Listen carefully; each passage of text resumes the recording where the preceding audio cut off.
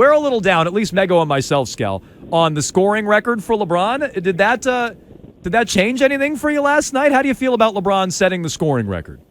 Yeah, I'm not one of those guys. I mean, it's a longevity record. Just like John Stockton's assist record is a longevity record, which is, by the way, in today's day and age where guys get hurt, guys sit out, seasons, load management, all that stuff, like, I give him all the credit in the world for being out there and playing all these games, all these minutes. But, it's all those all-time records are all longevity records. So but it doesn't mean now, like the greatest player of all time is Michael Jordan to me. I don't feel like I'm a LeBron hater. I think he's the second best player of all time, just because he scored the most, more than Kareem. That makes him the greatest player. Like, I kind of judge those elite, like, all-time great Mount Rushmore players based off of championships. Scal, we are under 24 hours away from the trade deadline, so are you hearing anything? Is there any buzz about a big move, or should we expect a little bit more tweaking, if anything, with this roster? Well, like, when I do these things, I only give you what my opinion is, and I think you guys know I'm, like, all in on Jakob Poeltl. I would take Naz Reid, but I think we need a big. I think we need a big for this year. I think we need a big for next year.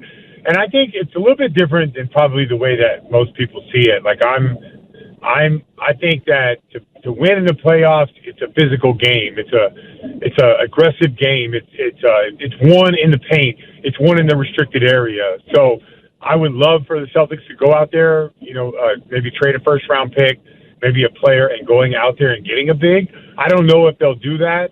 There might be a little bit of divide of what the Celtics think they need or want or whatever it is. So we'll find out if they do it. But if I'd be ecstatic if they could add a little bit more size to, kind of bridge the gap between now and the playoffs, or bridge the gap between now and when we face, like tonight, we're facing a Joel Embiid in the playoffs, or a Giannis Antetokounmpo in the playoffs, or even like Nikola Jokic in the playoffs. So that's where I stand on all this. But, I'm not the one that writes the luxury tax bill, and I'm not the one that has to put him in the game and figure out ways to play him and make him whoever you go out there and get, and make it valuable for the person writing the check of the luxury tax bill. Scal, it's easy for us to talk about guys to trade and people to bring in and stuff like that, but one thing we're not as up to speed on maybe as you are is the chemistry in the locker room. We talk about, how this team has a lot of point guards. Would moving, obviously Marcus Smart's a huge piece of this team and a huge part of the makeup and the chemistry. The other three, though, Brogdon, White, Payton Pritchard, is there any sort of fear that if you move on from one of those guys, it may disrupt the locker room too much? I mean, first of all, the Brogdon, White, Smart, like, none of those guys with the team the way that they're playing right now should be traded. I mean, the conversation is Payton Pritchard. Should Payton Pritchard be traded? I don't know. It depends on how you feel. Like, Payton Pritchard is valuable to this team. He's won some games for this team. Payton Pritchard deserves, as well as he's played in his career, he deserves an opportunity to play and show the league what he can do. There is a business aspect of this, as you guys probably figured out with Kyrie just the other day. So, do I think Payton Pritchard can help this team? Yeah.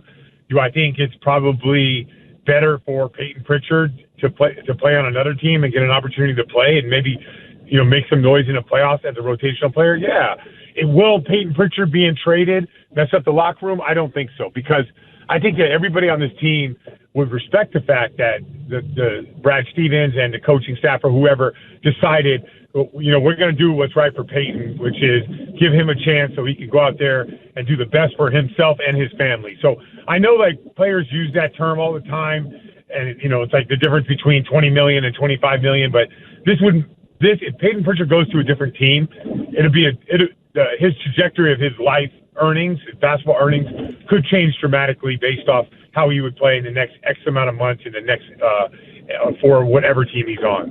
Scal, I'm curious what's different about broadcasting a game with Mike Gorman versus Sean Grande. How does that change for you? I want to know what the difference is working with those two, because I've been a part of some Grande broadcasts in the past. There's not a lot of words you can get in edgewise there. So what's the difference in those two? Yeah, you gotta Mike Gorman is orchestra, he makes music and he pauses and he does that, right? Grandy's auto-tune? Well, no, you gotta jump in there. And by the way, he's got a great break. Like, if you ever notice, like, he could be into his thing and he'll stop if not just me, anybody. Like, I haven't heard a lot of Max. I'm always on TV, so I'm not listening to the radio. But, like, one thing about Grandy, like, I had to learn this after the third game. You have to elbow your way in there. Like, oh, yeah. Grandy is going to do his thing. You got to get in there and do your thing with him. And it just takes a little bit of time. Mike is the opposite of that. Mike just lets the game unfold, and the viewer, you guys are obviously really smart. If you're watching the game, like, the ball is crashing over half court. So it's just a different feel. And at first I was a little taken back by it, but I think it was the Toronto game.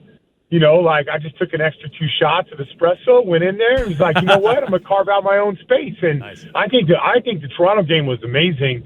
And I think since then, and it had nothing to do with Sean. Sean didn't change. It was me. I had to be, like, more aggressive, and I had to jump in there more than when I do it with Mike Gorman. And Mike Gorman is just talking and letting the game kind of dictate and unfold, and he would give you a lot of space to get in there and talk. It's just different, which is not bad, by the way. There you go. We're talking to Brian Scalabrine. Scal, you said something the other day after Kyrie was traded. I'm wondering if you've evolved on this thought, or if you're digging down deeper, you're putting your foot down on this, that the Nets are in a better position now without Kyrie, with Spencer Dinwiddie, than they were before the trade in order to make a run at the championship. Do you still feel that way? Yeah, I mean, as long as Kevin Durant's happy, of course. Like, I have only been consistent. I don't know how long you guys have listened to me talk on radio hits or done these radio hits. The playoffs, like, it's a big, strong, physical, versatile game. The more guys you have at guarding Jalen, Jason, Giannis, Drew Holiday, Chris Middleton, the best of the best, even like a James Harden, or, if you get a guy that could switch onto a Joel Embiid for a second, the better off you're going to be. Kyrie, it was not going to be that. Now listen, it's just the way that I look at basketball, and I get it. Like, in 2016, the league was a lot different.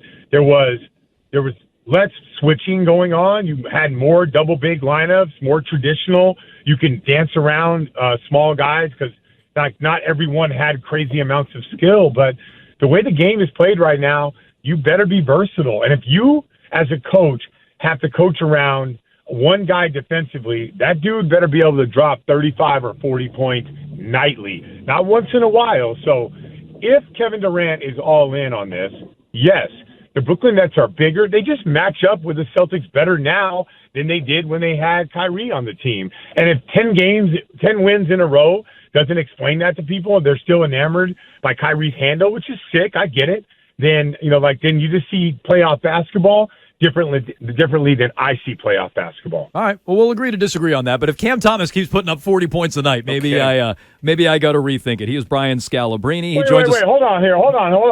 What? You think that with Kyrie Irving, the Nets are better? Yes. No, do you think they have a better chance of beating the Celtics with him or without him? With. Oh my God! All right, then we differ.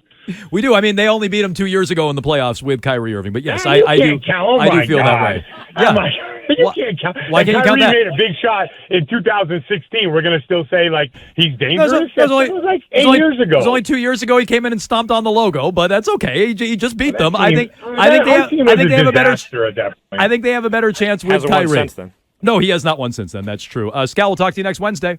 All right, sounds good. See you. All right, Brian Scalabrine, as all our guests, joins us on the I think he's mad at you now. He's not coming hotline. back. He's not coming back on. I'd like to go back and just revisit Scal's commentary when Kyrie was on the Celtics. Maybe I can go back and I'll talk to him and dig some of that up. No, I look. Maybe I'm wrong. To his point, that was years and years ago. I am true.